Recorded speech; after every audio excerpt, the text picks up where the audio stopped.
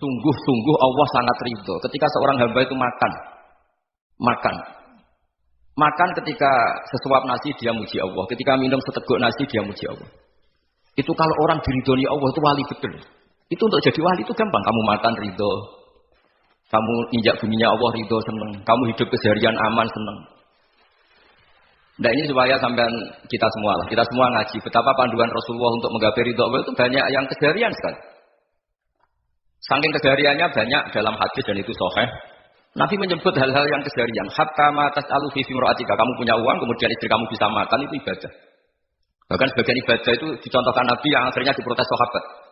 Yaitu wa fi buti ahadikum sedekah. Kamu menggauli istri kamu itu ya sedekah. Sampai sahabat bilang yang benar ya Rasulullah. Ayati ahaduna syahwatahu wa huwa lahu ajrun. Masa urusan biologis, urusan syahwat kemudian dia dapat pahala. Nabi menjawab, alih salawatu aha fi haramin akana alihi wisrun. Bagaimana kalau dia meletakkan ke yang tidak benar itu kan dosa. Nah, hal-hal seperti ini yang saya ingin teman-teman semua lah, semua. Saya juga agak ingin ngaji demi Anda juga agak ingin. Itu dosa sekali ngaji kok. Pesanan kelompok tertentu itu enggak boleh. Islam itu untuk semua. Jadi ya cuma karena di depan saya jenengan ya seakan-akan jenengan korbannya. Itu ada ilmunya dalam usul fikih itu. Jadi orang itu harus ngaji usul fikih. Nama yang disebut, mungkin masukan masih ingat zaman ngaji usul fikih. Nama yang disebut itu tidak jaminan sebagai prioritas perintah. Jadi misalnya gini, kebetulan yang di depan Nabi itu Abu Dzar. Nabi ya bilang, ya Abu Dzarin ini uhibbuka misalnya, atau ya Mu'ad ini uhibbuka, atau ya Abu Hurairah ini uhibbuka misalnya. Banyak riwayat yang Nabi nyebut ya Abu Dzarin, ya Mu'ad, ya Abu Hurairah. Kemudian misalnya Nabi meneruskan kitab, ini uhibbuka, saya mencintai kamu, fakul dubur sholatin, atau sebagian riwayat disebut fala tada'an la dubura kulli sholatin, Allahumma inni ala dzikrika wa syukrika wa husni ibadatik. Saya mencintai kamu, siapa saja. Mu'ad bisa Abu Dzar bisa siapa. Saya mencintai kamu, mohon kalau habis sholat kamu jangan lupa wiridan Allahumma inni ala dzikrika wa syukrika wa husni ibadatik. Ya Allah, tolong kami permudah supaya mudah ingat Engkau. Anda tidak bisa mentang-mentang. Wong nama saya Parmin. Nama saya Purnomo itu yang diperintahkan Mu'ad. Jadi yang disebut satu, tapi kitab itu untuk siapa saja. Saya teruskan ya. Jadi saya mohon semua kita melakukan kebaikan itu kalau dalam kaidah fikih disebut al-yakin la yuzalu bisyak. Banyak kebaikan yang kebenarannya itu 100%. Tidak punya efek samping ke pihak lain, ke kelompok lain, ke komunitas lain. Itu tadi misalnya Anda makan dan itu murah sekali, hanya butuh satu piring. Setiap punyaan kamu muji Allah, setiap minum kamu muji Allah. Itu redaksinya Rasulullah SAW disebut Allah sangat ridho ketika seorang hamba makan, kemudian dia memuji Allah.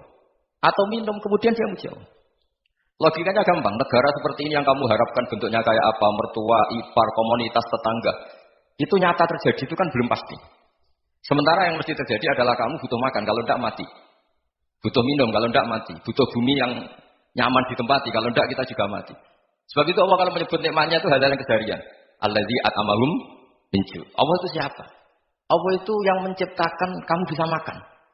Tidak berlebihan, Allah itu yang menciptakan kondisi sosial itu ideal. Zaman Nabi itu ya ada orang munafik. Orang-orang pilihan Allah itu juga diuji orang sekelilingnya yang macam-macam. Semua diuji sesuai konteks zaman dan waktu. Nah, tapi ada ibadah-ibadah yang selalu disarankan Nabi. Sampai Nabi itu pernah ditanya, ayat Islam ya khairun ya Rasulullah, Islam terbaik itu gimana? Jawabannya Nabi itu unik. It'amut ta'am. Islam terbaik itu ya makan-makan, jangan santai-santai. Ketika Allah menyebut beberapa kebaikan, falak tahamal aqobah, wa ma adraka mal aqobah. Terusannya apa? Fakku rokobah. Terusannya apa? Au it'amun fi yaumin di masgubaya. Itu acara makan-makan itu juga Islam.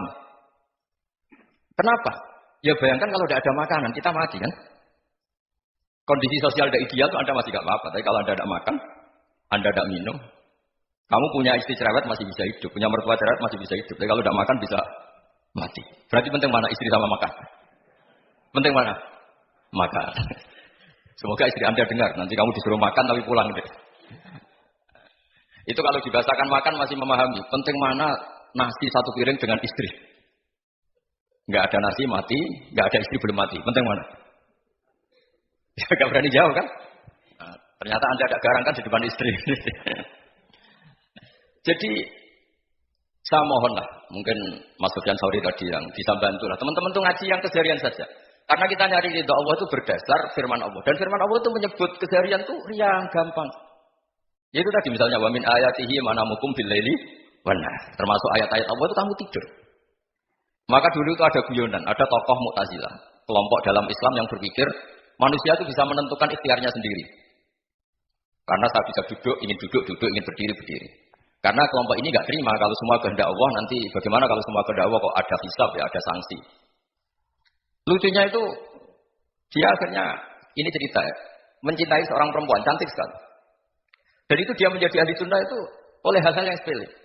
Karena istrinya cantik, ya namanya suami istri hubungan intim. Terus ditanya, Mas, masih ingin lagi? Masih. Silakan diulang lagi. Wah, ya tidak bisa. Katanya manusia bisa menentukan yang diinginkan.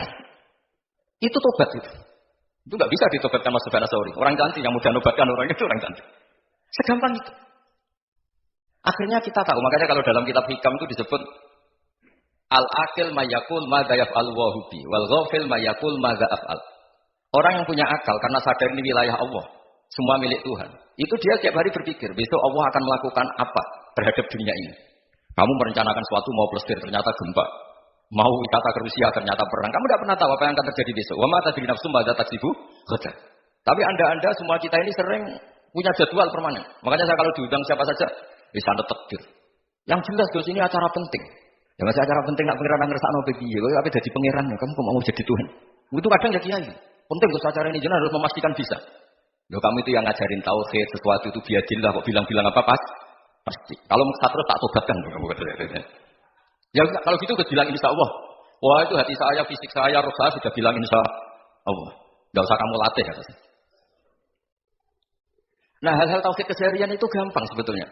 Wal ghafil yaqulu madza af'al. Tapi orang yang lupa Allah dia setiap hari bilang besok apa? Kita bisa melakukan apa? Seakan-akan dia itu aktor, dia penting, dia subjek permanen dia. Padahal kita ini hanya objek kehendak Allah Subhanahu wa taala. Karena kita yakin sesuatu yang terjadi di alam raya ini kita tidak bisa apa-apa. Makanya saya sering ngaji, sering bilang saya. Ketika Anda mensifati Allah, Dia yang menghidupkan. Sudah itu tanamkan. Jika ketika kita mati, santai saja.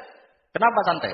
Allah punya cara menghidupkan kita. Zaman kita hidup juga gak tahu caranya ngelola jantung, ngelola paru-paru. Kamu juga gak tahu ngelola oksigen yang tidak beracun, tidak mengandung polusi. Tahu-tahu hidup. Gak ingin tua ya tahu-tahu tua. Gak ingin mati tahu-tahu mati. Selama ini kita hidup juga gak tahu apa-apa sebetulnya. Hanya gaya tok, punya jadwal, punya planning. Kalau kamu bisa menentukan pilihan Anda, pasti Anda istrinya cantik, 4 penerimaan semua, kona'ah semua. Nyatanya enggak kan? Sudah 1 jelek, cerewet. Oh, itu kan. Nyatanya enggak bisa apa-apa Anda kan? Dan kamu bawa mati lagi. Itu kan. Istri Anda juga gitu, punya keinginan, punya suami yang ganteng, yang jabat, yang riman, yang enggak poligami. Ya enggak kesampaian juga. Kalau kita ngitung tingkat kegagalan kita itu gagal terus. Iya kan? Nah, terus ingat Allah, madza yaf'alu wa bi. Orang yang punya akal selalu berpikir Allah itu menghendaki apa terhadap saya. Dengan sama-sama orang melihat orang yang serius. Itu kata Anda itu pemikir berat, serius. Senang punya tokoh yang merengut karena kamu anggap serius. Tapi sebagian orang anggap orang yang serius itu wong merengut, wong masam, wong muka kok ditepuk. Jadi sama itu hati yang muqallibal qulub tsabbit qalbi ala dini. Karena kita enggak tahu cara berpikir kita tentang orang lain, tentang sekeliling kita.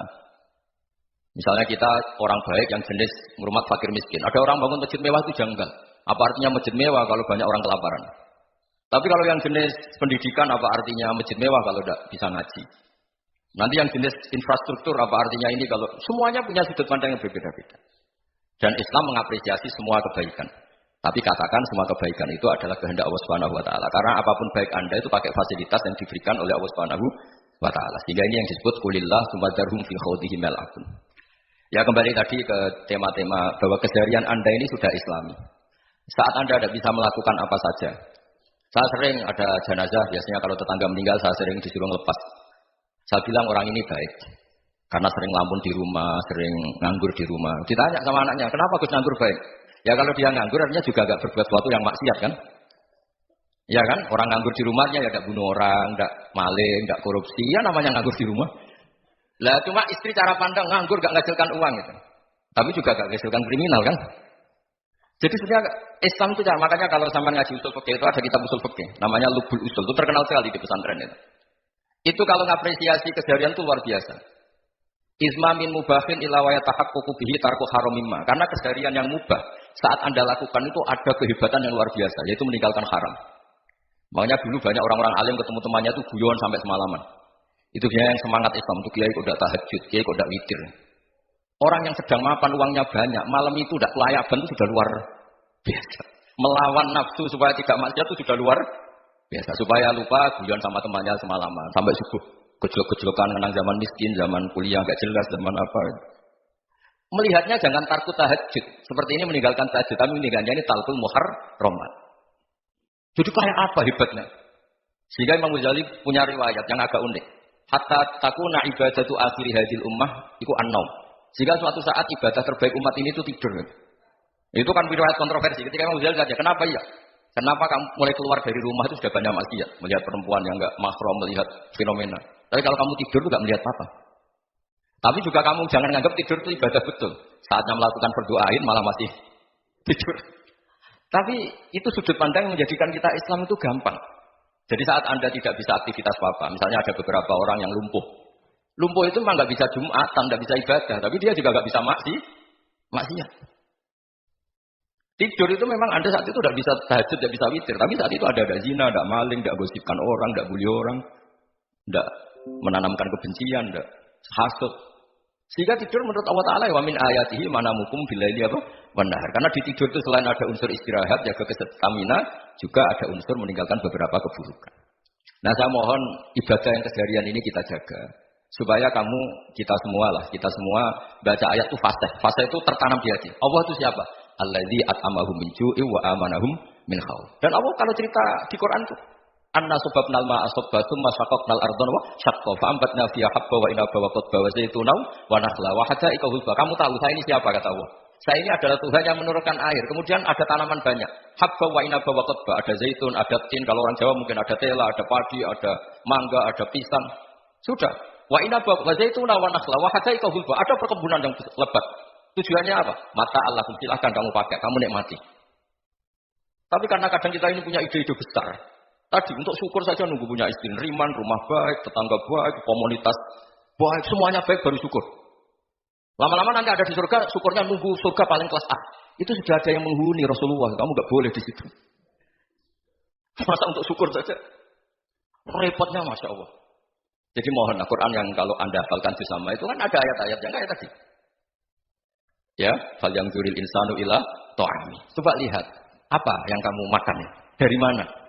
Dan untuk mempertahankan hidup kamu, kejar ya. Jadi jangan kira ibadah itu harus membentuk komunitas yang versi Anda. Ibadah itu harus yang hal yang mulu-mulu. Kesehariannya andalan. Loh ini saya tidak bikin-bikin. Saya ngaji bukan karena berdasar pesanan. Itu ayat yang saya baca kan betul ada ayatnya kan. Fal yang dzuril insanu ila ta'ami. Anda subabnal ma'a sabba tsumma saqaqnal arda saqqa fa ambatna fiha habba wa inaba wa qadba wa zaituna wa nakhla wa hada'iqa ghulba. Terusnya apa? Mata'al lakum. Silakan kamu nikmati. Mata itu silakan kamu nikmati. Ya kan dikasih hidangan ya makan. Ya sudah makan. Habis makan ya minum. Habis itu ngantuk ya tidur. Itu sudah normal-normal saja. Kayak apa indahnya Islam? Tapi Anda mencari Islam yang gimana lagi? Nah itu yang diajarkan guru-guru kita, diajarkan sanad kita sampai Wali Songo, sampai Rasulullah SAW. Bahwa pada akhirnya ada jihad, ada perang. Itu dulu memang perang, bukan membunuh. Beda. Dulu kita dijajah Belanda ya perang, dan itu normal karena kita dijajah. Jadi ketika orang lain ingin baik sama kita, wa in ahadum minal musyrikin astajaruka ya fajiru hatta yasma'a kalam Allah. Kalau ingin mereka ingin baik ya kita baik. Makanya ada istilah musta'man, mu'ahad. Kalau mereka ingin damai, berdampingan dengan kemajmukan ya itu yang lebih baik. Karena memang Islam menghormati proses perdamaian. Wa in janahu nawal istalmi ya fajnah lah. Kalau ingin damai ya kita harus